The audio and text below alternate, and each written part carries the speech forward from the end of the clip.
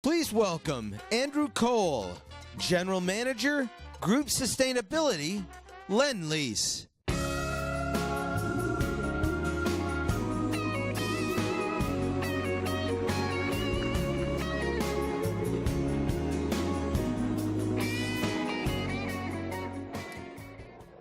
Hi everyone, how are we all doing?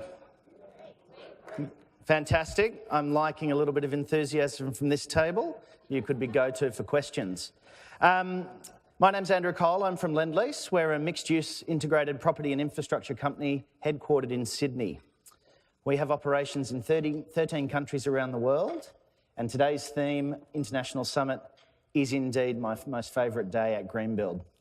I've seen many friends and faces that I've known for the 10 years that I've been at Lend-Lease, and my panel today are new friends that I've only just met, but there's so many of us here that the partnerships in the room are what is really going to drive the built environment forward. And today's theme requires that. It requires partnership. It requires collaboration at a hyper-accelerated level. Human health and wellness in our cities and the role that buildings play is fundamental. It's fundamental to us all. There are 3.5 billion reasons why it's important today.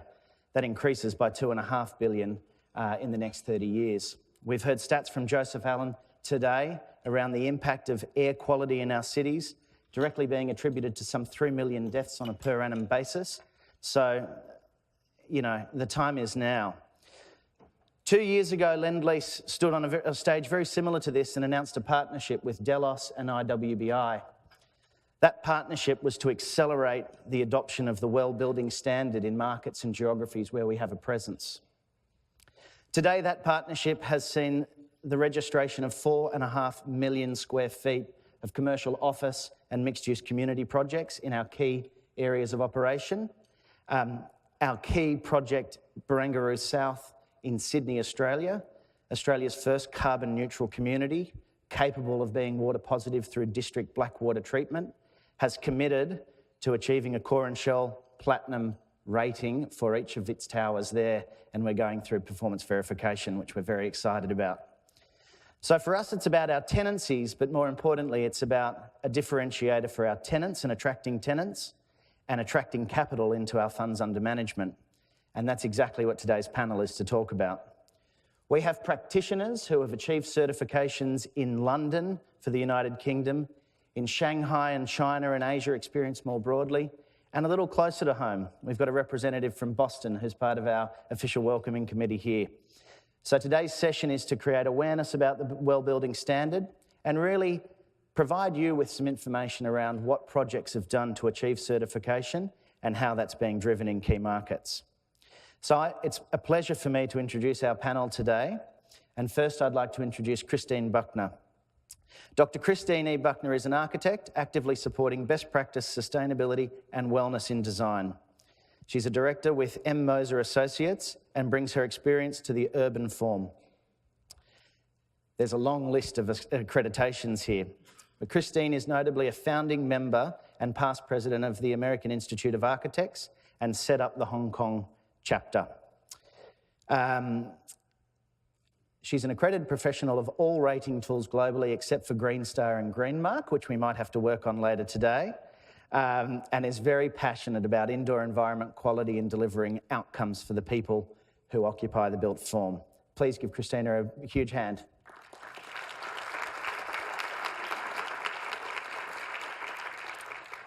Next, I'd like to introduce Alan Fogarty, Sustainability Partner from Cundall.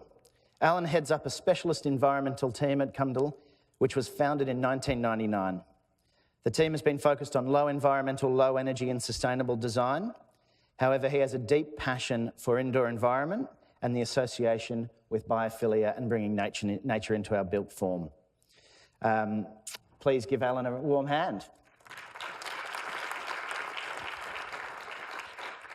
And I'd like you all to give a very warm New England welcome to Rebecca Hatchadorian, Associate at Arup Partners, Boston.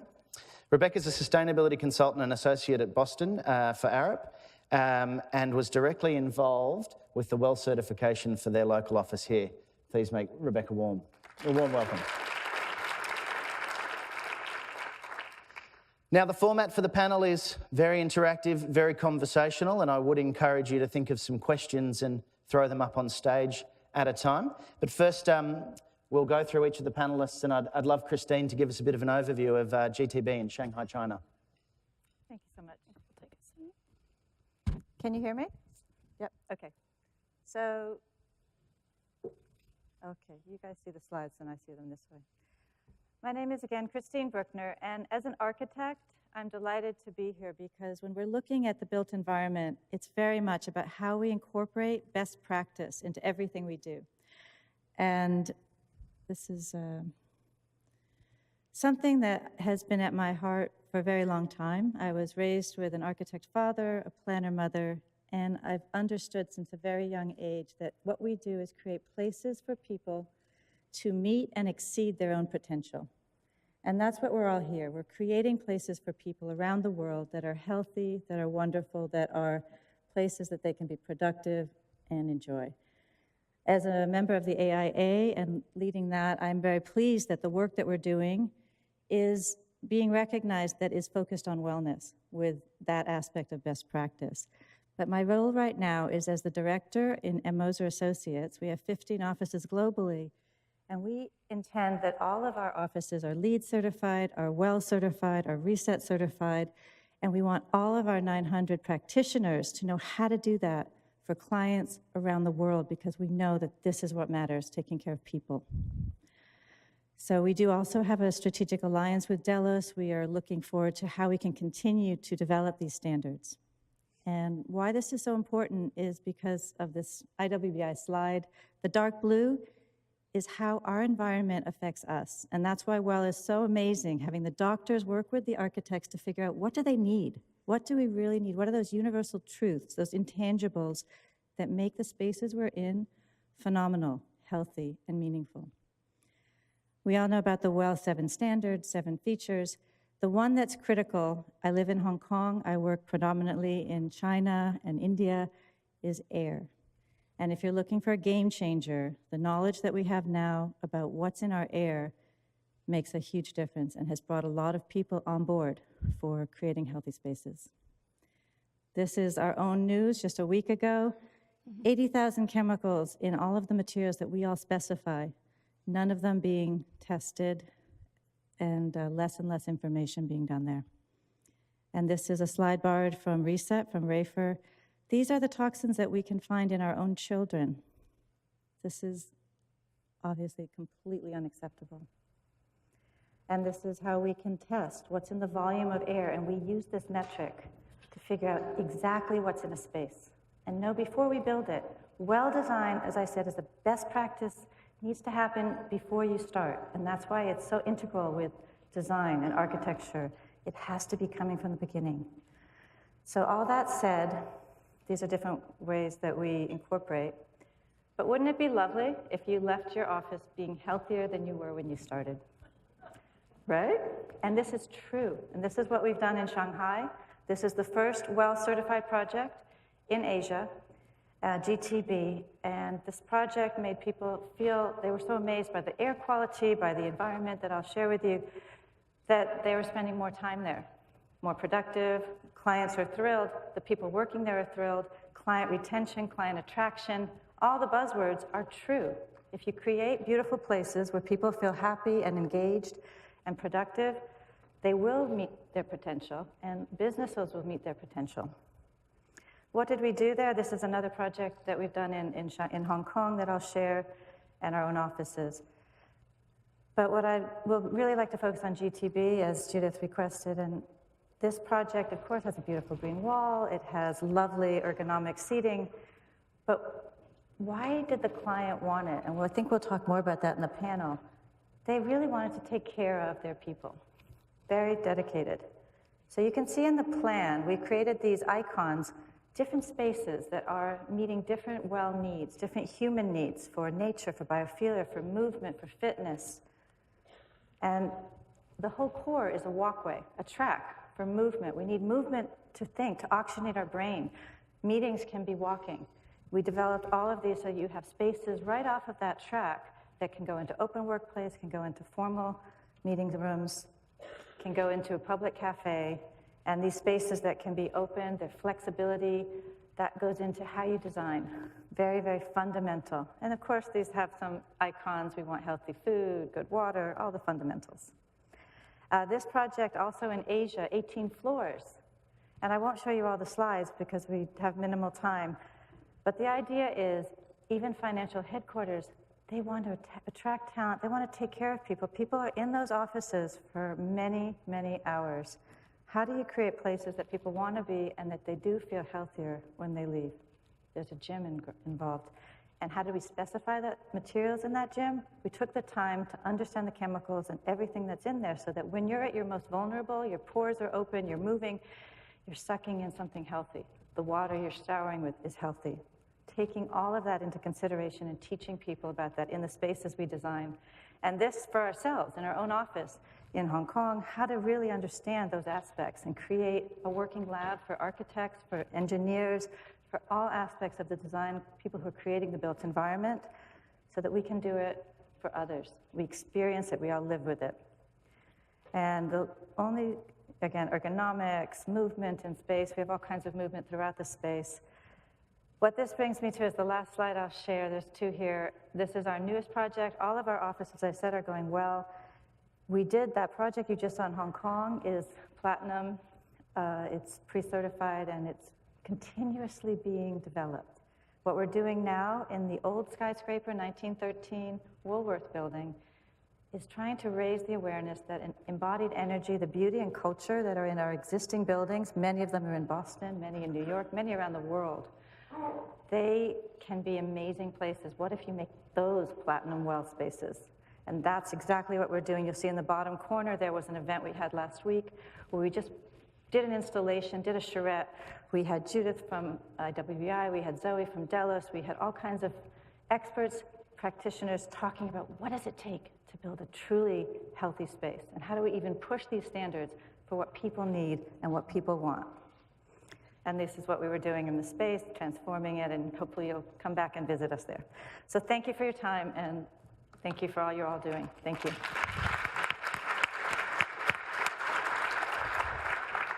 Thanks, Christine. That was truly inspiring, and the imagery looks great. I wouldn't mind spending some time at GTB's office myself. Now, Alan, are you able to share with us a little bit about your journey, both with Cundall and specifically at One Carter Lane in London? More than happy to. My first exposure to well was about 2.5 years ago when I got a phone call from a colleague in Melbourne asking me had I heard of the standard, which I hadn't. And then shortly after that, somebody from Hong Kong rang with the same request, so I decided it was time to actually find out what the hell was going on. And I downloaded the standard, looked at it and said, well, aren't we doing this already? Isn't this common sense? Isn't this kind of things that we should be introducing to buildings? So it was fortuitous in that we were about to embark on moving our London office, so we decided to apply this standard to the office and just see how far we would get with it. So we had our heads down and we were very much focused on just getting to a WELL Silver standard, just to put ourselves on the map, so to speak. It was very interesting for us because as engineers, we don't normally get a chance to be clients, so this time we were. And what was very interesting was that we were engaging with our staff in a way that we wouldn't normally do, asking them how they liked to work and what they expect from their offices, etc. So that was a very rewarding exercise. But in reality, what it did also was to get us to change the way we thought about how we do things. And that set off a chain reaction within our organization, because we're using ourselves as guinea pigs now to try different things like more plants in buildings and different types of plants, and which plants work better when you've got large amounts of sunlight and less amounts. We've developed our own air quality monitoring system, so we can actually see physically what's happening in our spaces, which is fascinating. We have found last January, when the air quality outside was really appalling, was worse than Beijing, that inside the air quality got really bad as well. But normally the very low levels of PM10s and 2.5s rocketed, basically because we've got really bad facades and the poor air was coming straight through the facade on the weekend when the ventilation systems were switched off. So one thing that's become very clear to us is that if we don't monitor and we don't see what's actually happening in our spaces, then we don't really know what's going on at all. As I said, engagement with the staff was very important and seeing how people reacted to certain things. So we've got loads of plants in our building, and it's very interesting to see what happens when people move, because if you have one plant between two people, one person takes it, it's almost like a divorce, because you get a fight over who retains the actual ownership of the plant. And it's only by observing people that you realize how important plants are, how important nature are to people. And you only realize the importance is when you actually extract that nature from the person. We've been looking at our statistics to see, can we actually measure what the benefits were? So in the first instance, the cost of implementing well was relatively modest. It was about 3% of our construction cost. And to put that into something that's more realistic, it was about £200 a person. And £200 a person is next to nothing as far as we're concerned, because if somebody leaves our business, to pay agency costs to replace them would be anywhere between £6,000 and £10,000. There's a churn loss as well, which is around £20,000. And as designers, if we make mistakes, we can get sued anything up to millions of pounds. So keeping people in our business is very important to us. And what we have seen is that the number of people leaving the business has dropped, so the churn rates have dropped, and we reckon that is saving us about £120,000 a year. Our absenteeism is down around 50% from where we were before. Now, when you move office, you will always get a bit of a bounce simply because you're providing a better accommodation for people. And to just compare that with other offices, just to get an understanding, we compared it with our Newcastle and Edinburgh offices, who'd all moved in the last couple of years. And effectively, they showed a reduction of 27%. So 50% in the London office was significant. So from our perspective, it's been a financially successful move from that perspective. Whether it actually continues that way, we'll see. But we've also asked our staff what they thought. And without doubt, it has been very successful from that perspective. People are saying that it increases their productivity, that their perception of us as a business is much greater. And for us attracting people into our business, then it's a very powerful message. And graduates have said to us that they're very interested in their health and well-being, and what we're basically doing is showing them that we're interested in their health and well-being too. So this will be a way of us getting better graduates into our business, making us better engineers. Thank you. Thanks. Thanks, Alan. I mean, I certainly resonate with your plants per person rationale, having been directly involved with some nature thievery in a few workplaces I've worked in previously. But our new headquarters had to mitigate that by, we went with a metric of 8 plants per person. So over 230,000 square metres, there's a lot of biophilia in the workplace, and you really feel it. It's true. Next we have Rebecca. Can you share with us a little bit about Arup's journey, and specifically about your headquarters here, really paving a way, dual gold lead and well gold? Yeah. So hello, everyone. I'm happy to share our story. Let's see, we moved into our new office last December. So we started the design process about a year prior to that. And when we were looking to move spaces, we were previously in Cambridge. We've now moved into 60 State Street, for those of you who are aware, in Boston. And what's interesting, so I lead our sustainability team in our office. So it was kind of second nature to me that we would be pursuing not only a LEED certification, but a WELL certification. And actually our office leadership also we didn't have to ask them about that. So that was a really nice place to start from. And they also saw it as just part of our company's mission, which is to shape a better world, and it's really part of Arup's founding culture. So we really saw an alignment there.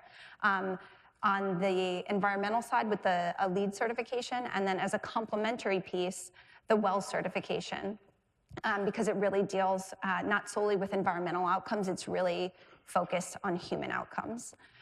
So going through that process, it kind of immediately started even in the design process.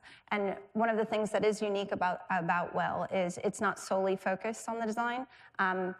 We've also had to focus a lot on the conversations we've had with building management and how we're actually going to operate and maintain our building, and actually have some discussions with our HR department as well in terms of our corporate policies. So it was really a bit of a learning process for us through that whole journey. But and then because we're predominantly a firm of engineers and very curious folks, we also did a very robust pre and post occupant survey. So it was not only an occupant staff survey that went out, but we also had a sensor kit. So we were taking qualitative measurements as well in both our old space and our new space that were measuring PM 2.5, PM 10, VOC levels, temperature, humidity, oh gosh, what else? Light levels. And so across the board, when we got the results back pre and post, the results were really astonishing when we talk about, Christine mentioned, can an office place, can it actually be healthier? And there was a question very similar to that on our survey. And do you feel healthier in the office environment when you're not in the office? And previously, in our old office, 2% said yes. And when we did the post-occupancy survey, it jumped to 43%. So that's a pretty dramatic increase, and we're really proud of that. So just a few of the things that we really focused on. Our space is WELL Gold certified for new and existing interiors. We're very proud of the fact that we achieved the optimization such that over 50% by cost of the materials had either a health product declaration or a declare label. When we were going through this well over a year and a half ago, that was actually really, really challenging to achieve. The market's changed pretty dramatically since then. And then around the nourishment criteria, there was a lot of, let's say, grumbling. We provide Friday morning breakfast to all staff, and previously it was Dunkin' Donuts, so bagels and donuts. And so staff were very upset when they heard the donuts would be leaving. But it's been replaced with deliveries from Whole Foods. So we are still having bagels, but we're having fresh vegetables and fresh fruit, quiche, things like smoked salmon, and so we actually haven't heard any gripes there at all. Yeah, it's been very successful. So all in all, the response rates. Again, just a couple of other very key statistics of the impact that it's had on the office.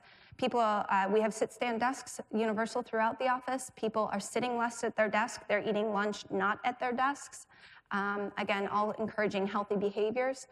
On the question of productivity, is the office environment helping your productivity?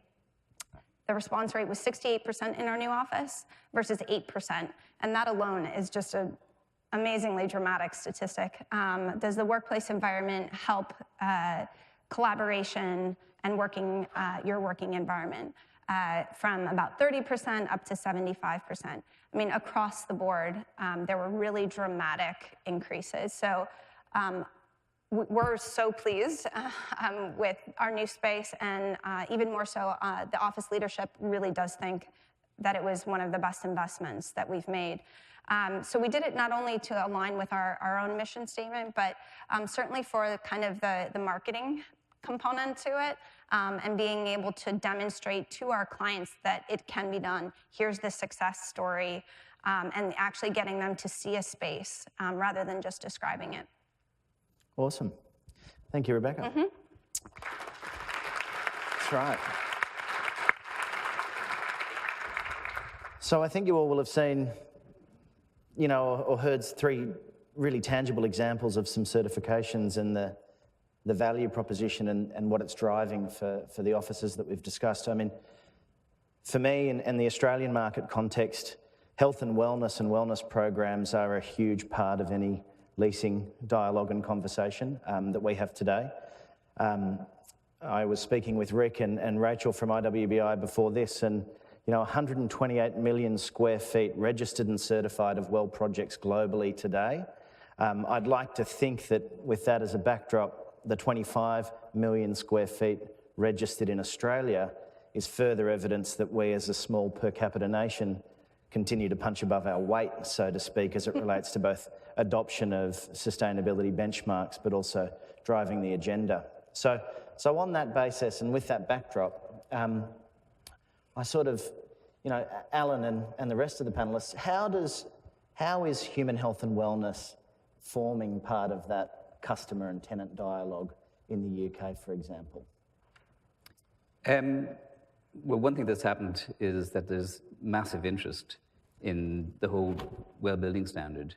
After we had moved in and we started telling people that we'd apply the standard, we were completely overwhelmed by the interest. And people just wanted to come into the office to see what it looked like and what difference did it make. And we probably had about 2,500 people come through the office just to see what the whole thing means.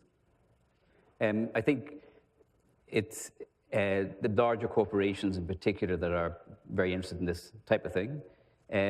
All developers are looking at it and saying, is this the future? Do I need to adopt this so that tenants will be able to come along to their building and say, yes, we can apply this standard? Because I think everybody's facing the same issues. The younger generation are very keen on work-lifestyle balance. They've all got their Fitbits. They're all going to gyms. They want to see that then reflected in their workplaces. So I can only see this as something that's going to move the market along further. Yeah, I mean, I think if some of the evidence coming out of the GRESB survey through their health and wellness module, it would indicate that capital markets are starting to shift their focus in on this area as well, which will certainly drive that. Christine, you and I spoke a little around the importance of architecture and really robust design, both in workplaces and homes and all of the built environment. Can you share with us a little bit about that and some of the insight that you're seeing in China from tenants and other customers? Absolutely. That touches on two very important points to me. One is, again, that integration from the very beginning as we design spaces for people and making sure that the architects and designers are truly understanding all the best practices that are out there, so that when clients are coming to us and we spend all that time to get to understand them, what they're looking for, what they need, we also have these metrics to share with them. Because in many cases, even if they've heard of it, they don't really know what does it mean. And when we actually explain it, it's a no-brainer. And it's very, very important. And particularly in China, I think also in India and other spaces, the millennials that you were speaking of, Alan, they have a choice. And they're not always going by numbers. They're going by holistic, balanced lifestyle. Where do they want to work? And how do you get those people that you want? That's what the companies are coming. How do we attract them? And when we incorporate best practice, it naturally answers that. We're incorporating natural movement. We're incorporating ergonomics. We have the plants. We have all of the healthy environments, and we've metriced it. And we have it on our phone if we're doing the reset. We have it, and we can tell you exactly what's going on, and we can improve it. So the reason I call all of our offices labs, even our clients, we work with them, continuous upgrade. What else would you like to see? What else can we do? Oh, look at those numbers. Those are great. What if they were even better? Yeah, and what I love about the standard is, people can get certified, come back in a few years, and let's raise you up again. Let's keep going. Let's always be working to be reaching and going beyond our potential. Awesome. Yeah, I mean, that really resonates with me because I've been a huge advocate for looking at good design and built form outcomes, both in environmental sustainability and through green ratings, as well as the quality of design and the impact that it has on all occupants, both in an interiors level but through the core and shell program or base building in Australia. Now on that, for me, what's critical is the complementary nature between existing rating tools and the well building standard. Right. And there's probably no better evidence of the experience you've had here, Rebecca. For me, it was about getting our partners at the GBCA together with IWBI and creating a crosswalk so that we understood what shared credits were between rating tools, which is fundamental in the documentation and certification process. So, Rebecca, can you talk about that? Just to kind of follow up on what's already been said, there's been immense interest in the well building standard by clients. And so The minute we start to explain and educate them that it isn't just, it's not the same as LEED, that it really is complementary, they really do start to get it, because especially on the point of attracting talent, our clients, a lot of our clients locally in the science and research and technology industries, attracting the top talent is their biggest challenge. And they really do see this as a differentiator and something that can not only attract new staff, but also retain their staff. So there's been a whole lot of interest on that front. And more we're seeing places taking that up for certain. Yeah, I mean, certainly for us, one of the things that really excites me is the idea of continuous improvement for a building and for the tenants in place. So yes, on the point of being good design, one of the things that's really great about the Well Building Standard is there's only a part of it that's really associated with the design of a place, which is also why it's framed as new and existing, so you can always be continually improving. And so when we do have that discussion with our clients, we're also really telling them, in terms of the project that we're discussing, there's a very large part of the standard that you guys need to own and really embrace, because you're the ones that are going to need to maintain and operate, because it is an ongoing process, and it's not just signed off when you're substantially complete. So that's been a really kind of different part of the conversation as well. Yeah. Now, are there any questions from the audience or anything that you'd like to ask of the panel or myself indeed? I've got a few more and we'll continue. I know that we've got members of Green Building Councils from multiple regions, and if there's a question, certainly feel free to. I'm wondering what the challenges are. One of the biggest challenges for us was trying to comply with American standards. Thankfully, well, you ring somebody up in a furniture company, for example, and ask, do you comply with the Californian code for VOCs? And you just get this blank sand the other end. So it takes about 2 or 3 connections before you get to somebody who can actually answer the question. So having the crosswalks makes a big difference to us, and that's made things an awful lot easier. And I think the challenge is really to embrace this at the start. Once you do that and you integrate it into your process, then it actually becomes fairly straightforward. If you try and shoehorn this in at the end, then it becomes a struggle. I'd certainly agree with that. I mean, the intent of our partnership was very much about helping to localise the Well Building Standard in multiple geographies, and certainly that's a key challenge for the reasons that Alan's explained. I would say that one of the things for us in addressing was F7 MERV 13 air filters were not readily available on the Australian marketplace when we were building Barangaroo South. So partnerships and transformation of the supply chain is a challenge, but it's also the single greatest opportunity to driving this as part of the value proposition and dialogue. I would go from that the challenges or opportunities are how to share with people the intent of the standard and to keep that at the front. It's not, the metrics are there and they're fabulous, they're so useful. But why are they there? They have an intent developed with doctors and architects to create an outcome. As long as we keep that outcome in mind and we bring all the minds to the table early on, there's always a solution. And going in with that can-do attitude, we have found that hurdles just disappear because it's the intent.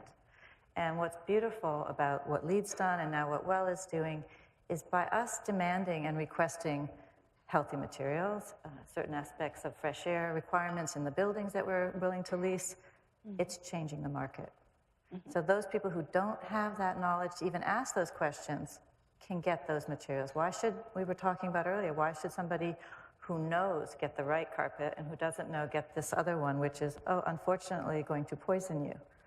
Well, let's all get this one, and let's just make that the norm. I mean, it's not that difficult, keeping the intent, right? So I find that very encouraging. Mm-hmm. Another thing, too, is that we kind of assume that everything's fine. And unless you test, you don't necessarily know. So in our case, water quality in the UK generally is pretty good. And when we tested our water quality, we were exceeding the World Health Organization limits on nickel. We brought this to the water company's attention, and they said that it wasn't their fault, it was our landlord. We brought it to our landlord's attention, and he said it's not his fault, it's the water company. So we were kind of stuck in the middle, but our water quality still wasn't good enough.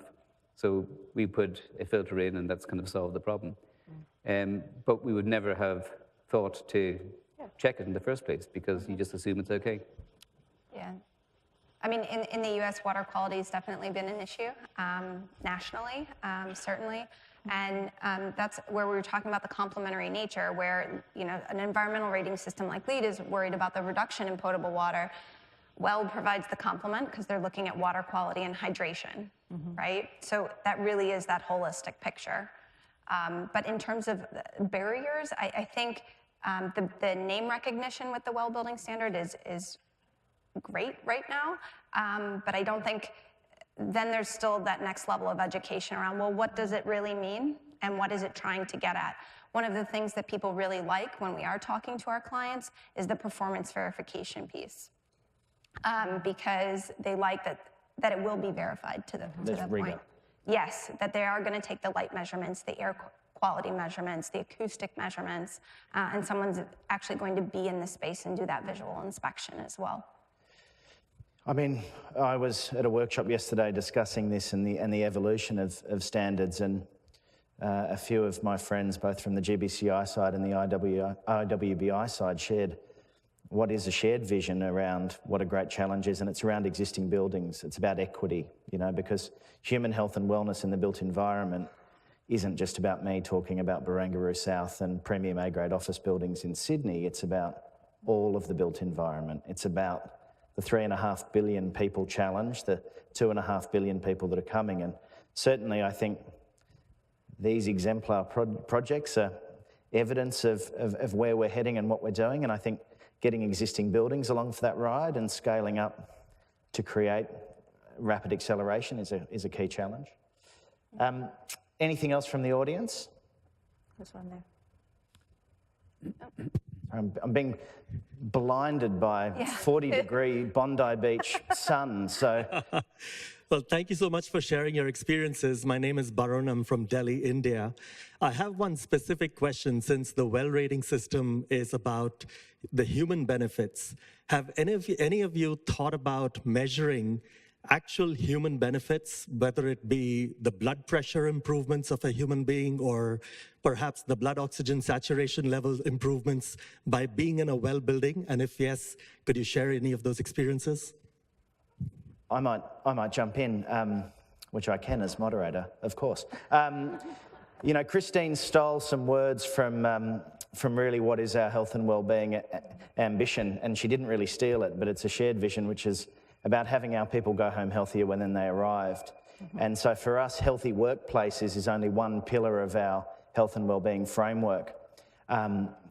We conduct a series of what we call energy management and performance exercises with our people, and part of that is a volunteered trial with teams of heart rate monitors, which test heart rate, stress levels, sleep patterns over a short period of time. It's certainly not a big brother exercise, but we use that as a way of identifying impacts of the built form and the workplace that they're in Sydney, as well as what stresses they're under from a work and a task point of view, as well as how to manage and monitor teams, whether that's a new business or a senior leadership team.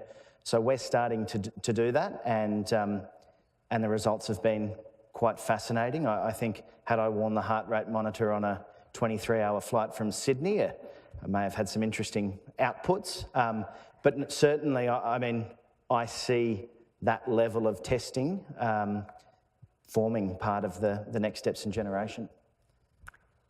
Any examples from? We haven't actually tested our people. We're engineers rather than doctors. So, but one thing that is interesting to my mind, in our surveys, one of the things that has been said is that the temperature is a bit too warm in the office. And our sensors are actually agreeing with that comment, because typically we're running at 25, 26 degrees, but we're not getting complaints. And I'm pretty well convinced that because people like the environment that they're in, they've got good daylighting, they've got a nice office, they know they've got good quality air, etc., that they're actually tolerant of the higher temperatures. And to my mind, that's a real positive, because higher temperatures also means that we're using less cooling, so we're using less energy, so it's a more sustainable solution. So if it's not impacting on people's comfort specifically, at the point where it's actually impeding their work, then that's a real win-win. We have done some internally. Actually, we've worked with Clear to find a way to monitor everybody's steps, their workplace, their heart rates, and keep that anonymous so people aren't feeling that they're being watched, and with the goal of taking an entire office, whether it's 150 people or even all 900, how do you see the increase for everybody's health? And there's a lot of evidentiary-based research, and we've heard a lot this morning and today that we all want to gather and continue to understand. There's also the living labs, which IWBI is working with, and we all, appreciate what's going on there. There's now one in Beijing, there's one here. That information is useful. And of course, you also have how many sick days? How do people feel? You have a lot of data that you can take. What do people choose? For example, in our office, we have a lot of freedom. We can work wherever we want. Any desk, any office, in the office or not. Get the work done. It's the intent. It's coming from within. With that idea, do people choose to be in the office? Well, they do. In fact, similar to GTB, we had the situation where everybody wanted to be working on that GTB floor, such that they then have since worked with us to create multiple floors so that it wouldn't be too many people, and then you have CO2 issues. So we had to create more space. So it is, by watching your people, by watching those metrics, you can actually see the improvement. I would say we've had similar responses. We haven't been monitoring people's heart rates and items specifically that you asked, but again, there were more questions on the occupant survey that start to get to those aspects. Are you feeling less stress? Again, old office to new office, there was a dramatic improvement. Just fitness levels, staff are actually exercising more during the overall, but actually, yes, during the day, over lunchtime. We've got wonderful shower facilities, and we've actually provided actual lockers for staff as well. So people are biking and running not only to and from work, but even midday as well.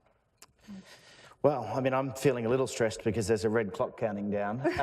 So I'm going to ask one more question for each of our panelists, and it's 2037. We're at Greenville. Where is the health and wellness agenda at? Okay, 2027. Let's go 10 years. I'll start with you, Rebecca. I really think that right now the movement is in its infancy, maybe, 15 years ago where LEAD was, and I think it's going to continue on a similar trajectory. I think that what the health and wellness movement stands for and that the well building stands for is something that really resonates with people because they can see it taking a direct impact on themselves and those they love, quite frankly. So I really do think that it will be very pervasive in the marketplace.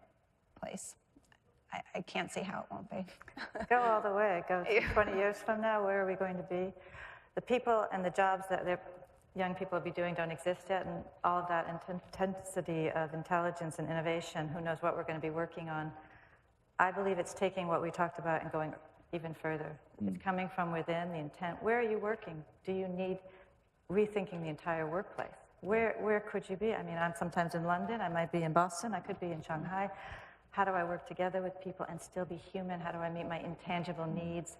An understanding of those metrics everywhere that we are, and the right to know what's in everything around us so that we can make the choices, and manufacturers make the same choices. They've got children too, right? We all, that knowledge, that transparency, that's where we'll be in that world. We'll have a lot more apps on our phones. Yep. So everybody be measuring air quality and temperature and everything else Whatever around it them. looks like, yeah. And I have an app on this which measures light levels. Yes. And I can get an accurate reading on it because I've compared it with a calibrated meter. So I take the number that comes out of this, divide it by 2, and reduce it by 10%. So I feel as an employer the need to know what's happening in my space. So when somebody comes up with an app and says the CO2 levels are really bad in here, I want to go home, that I can say, well, actually, no, the air quality here is perfect. Or if they're right, then sort out the problem and make sure that it's a healthy place. But everybody will know everything about their workspace, or the retail area that they go into, or the school that they're in. Yeah, I mean, for me, my hope is that the rate of impact investment in capital markets continues to grow at a rapid rate, and we won't have investment in residential buildings or commercial office buildings unless it meets minimum requirements and certain thresholds for both human health and environmental performance. So we'll leave it there with the clock at 0:00. Could you please all put your hands together for our panellists today? Thank you for attending.